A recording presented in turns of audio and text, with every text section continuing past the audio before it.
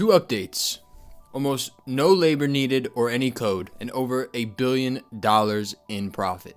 Now those are the manifestations of what Valve has pulled off in the last 5 months. And if you hadn't kept a keen eye on it, you wouldn't even have noticed it was happening. So allow me to fill you in on how Valve recaptured the CS2 market under everyone's nose, using nothing but human psychology and time. Now Valve had found themselves with a really good problem to have. Counter-Strike cases were just too good of a product. Not necessarily for players, but for Valve.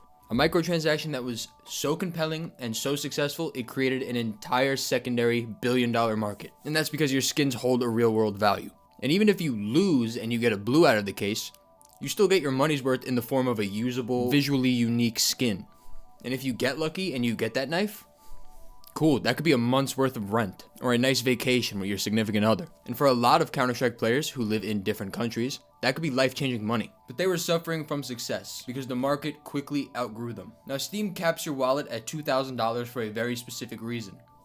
If you go higher than that threshold, then you're subject to extra federal and legal regulations that you aren't if you keep it to $2,000 or below. So the bigger transactions of knives and skins worth over $2,000 happen on third-party marketplaces. And then you have the Steam tax, right? Flat 15% on every sale made on the community market.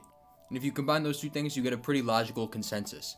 The Steam market is simply just an inferior marketplace for suckers. The third-party websites are offering the same skins for lower fees and subsequently cheaper skins. So Valve was in a predicament. They were watching other people get rich off of their creation.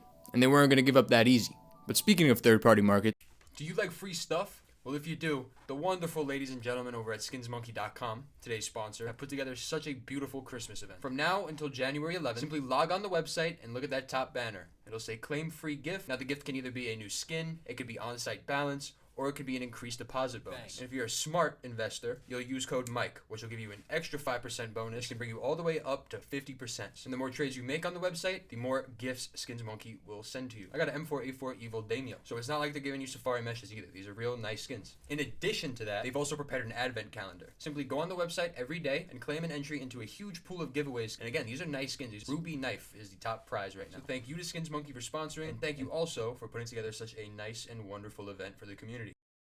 So phase 1 begins, and on July 14th, Valve releases the trade reversal update. Their plan was devious but effective, and that's because they hid their actual plans under the guise of consumer protection, right? They framed it as, if you get scammed or hacked, then you'd be able to revert your last 7 days of trades, such that you're able to get your items back. And in a vacuum, that's a great feature, and it makes a ton of sense. CS skins were now a more protected asset class than, like, money. But if you dig a little bit deeper, Valve wasn't being good for goodness sake. And that's because if you want to enforce this, you need to make some fundamental changes about how trading works. And one of those changes is that you can't modify or use anything that you get until that 7-day reversal is over, right? If you put a sticker on a gun and then someone reverses the trade, you don't want to lose that sticker. So they don't allow you to even do it in the first place. And what also falls under modification is opening a case or a capsule. So now you have to wait 7 days before you can open up your case or capsule. So now if you use a third-party market to get a case or a capsule, you can't open it until a week later. Now, really think about that. Gambling is an impulse. If you walk up to a roulette table and you choose a random number, and I tell you, okay, cool, come back in a week and then place the actual bet, odds are you're going to change your mind. No one waits a week to lock in their bet. The entire gambling industry and pipeline runs on impulse. It runs on the right now and the rush that you get from the right now. So what the update actually did was make Valve and Steam the only place in which you can get instant gratification and gamble as soon as you want. You buy a case on CS Float, you gotta wait a week.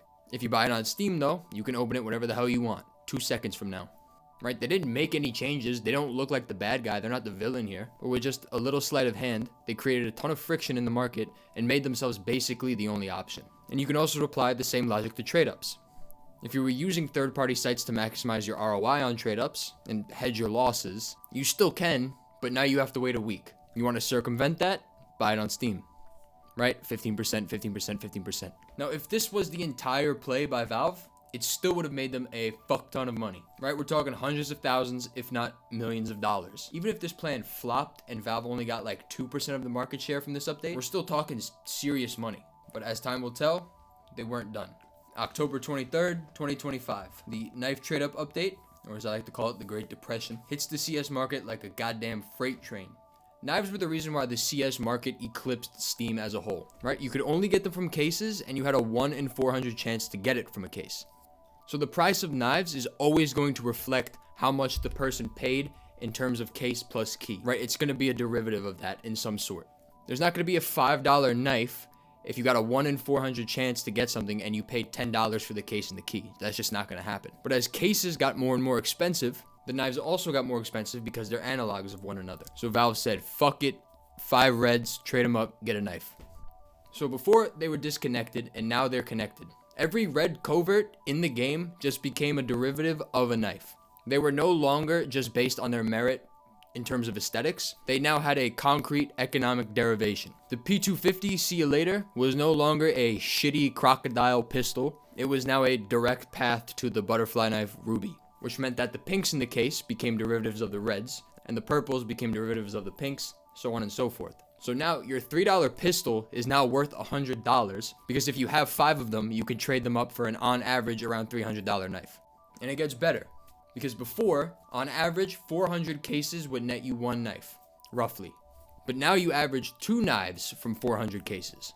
You can expect to unbox 1 knife, but also all the other shit you get from the other 399 could be traded up now into a knife. So your ROI on cases effectively doubles, which means opening a case is worth more than selling it.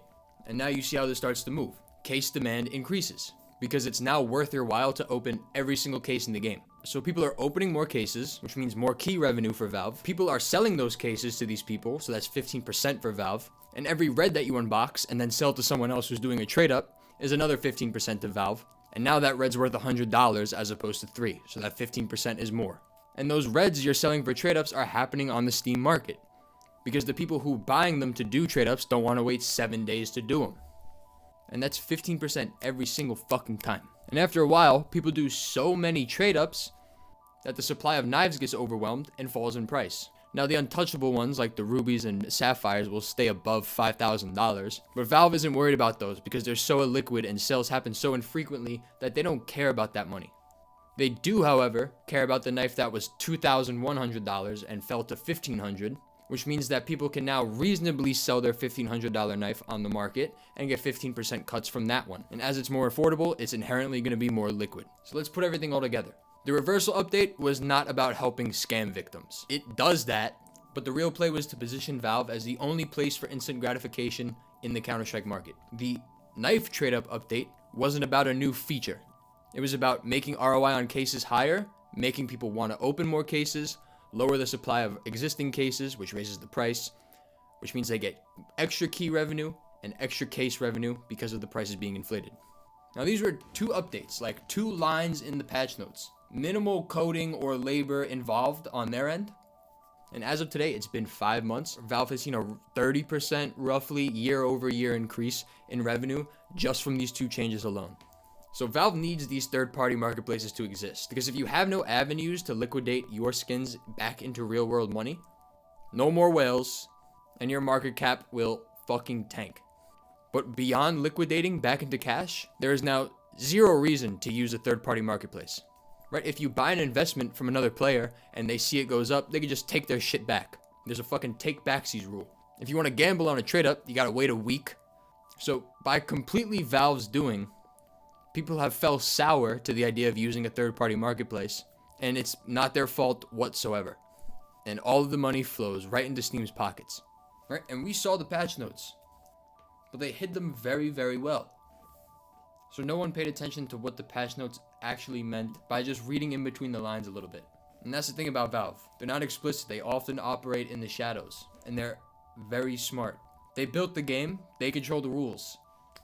And from time to time, they just make a move to show you that me and you are just players in their fucking sick and twisted game. You think it's greed or an act of genius? That's a moral debate for yourself to have in the comments or some shit. I just think it's kind of admirable, and regardless of what you think, they made $1 billion fucking dollars.